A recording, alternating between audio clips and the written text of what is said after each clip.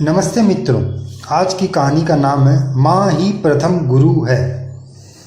एक माँ ने अपने विदेश में रहने वाले बेटे से फ़ोन पर बात की उसका हाल जानने के लिए।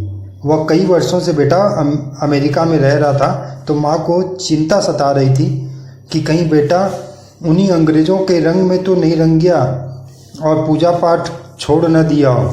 उसे यह चिंता सता रही थी कि अपनी भारतीय संस्कृति एवं ज्ञान का सम्मान वो बेटा अभी भी करता है या नहीं, इसलिए उन्होंने फ़ोन किया था।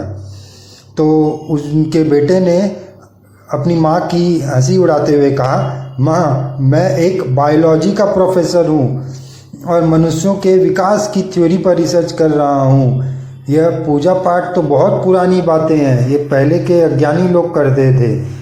आज के मॉडर्न जनरेशन इसे नहीं मानती। माँ तो आखिर माँ ठहरी। उसने अपने बेटे की अज्ञानता को दूर करने के लिए कहा, तुम विष्णु जी के 10 अवतारों के बारे में तो जानते ही हो। अब मैं सिखलाती हूँ कि इन कथाओं में कितना ज्ञान छुपा हुआ है। तुम्हें बहुत घमंड हो गया है ना, बस ठीक से तुम समझो, और अगर कोई समझने की लगन हो तो वो बहुत कुछ समझ सकता है। पहला अवतार था मत्स्य अवतार, यानी मछली के रूप में हुआ था जन्म। इससे यह पता चलता है कि प्रारंभ में सबसे पहले जीवन, यानी किसी भी प्रकार का जीवन, लाइफ, वह पानी से ही शुरू हुआ था, जिसे आज का साइंटिस्ट भी मानते हैं कि जल से ही लाइफ जनरेट हुआ था सबसे पहले। फिर दूसरा अवतार था कूर्म, यानी कछुआ का। कछुआ जल एवं पृथ्वी दोनों में रह सकता है। इससे यह पता चलता है कि जीवन पानी में हुआ, उसके बाद वहाँ से भूमि की तरफ बढ़ा। मतलब जल और भूमि, अब इन दो जगह पे जीवन, मतलब किसी भी प्रकार का जीवन होने लगा। समुद्र से जीवन जमीन की ओर विकास हुआ था, जो कि साइंस मानती है। तीसरा अवतार था वराह, यानी सुअर। इससे यह पता चलता है कि जमीन पर जब जीवन आरंभ हुआ तो उस समय के जीव, यानी कि जो भी लिविंग थिंग्स थे, वह जंगली जानवर थे जिनमें बुद्धि बहुत ही कम होती थी। जैसे कि डायनासोर्स, उनमें बुद्धि नहीं होती थी, बस शरीर बड़ा और जंगली हुआ करते थे। तो चौथा अवतार थे नरसिंह, यानी कि नरसिंह।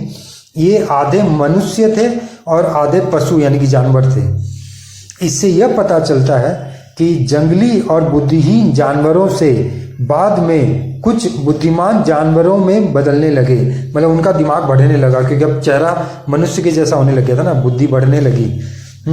तो उन्होंने अब अपनी बुद्धि का उपयोग करना शुरू कर दिया था। चौथे अवतार से ये पता चला। अब पांचवा अवतार हुए वामन, जो छोटे कद के थे, यानी कि नाटे थे, बोना। हाँ, मगर वे अपना कद बढ़ा सकते थे। क्योंकि उस समय मनुष्य 2 प्रकार के पाए जाते थे। एक थे होमो इरेक्टस, जो बंदर की तरह थे, मनुष्य ही थे मगर वो बंदर में की तरह उनमें सिमिलैरिटीज थी।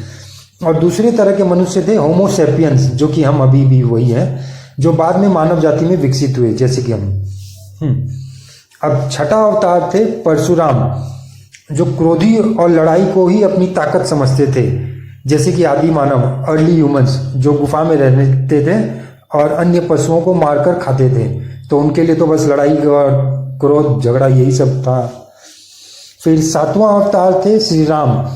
इनसे यह ज्ञान प्राप्त होता है कि अब मनुष्य सोसाइटी ग्रुप में, यानी कि कई लोग मिलकर रहने लगे, समाज में विलेज फॉर्म हुआ और इस तरह से, और कुछ नियम बनाए, जैसे कि जो भी समाज में रह रहे मनुष्य एक दूसरे से वो सही और सुखी रह सके। रिश्ते बने, माता पिता, पुत्र, रिश्तेदार और दूसरों को मारना अब गलत समझने लगे थे बिना किसी कारण से। तो अब 8वां अवतार थे कृष्ण, जो प्रेम और राजनीति में श्रेष्ठ थे।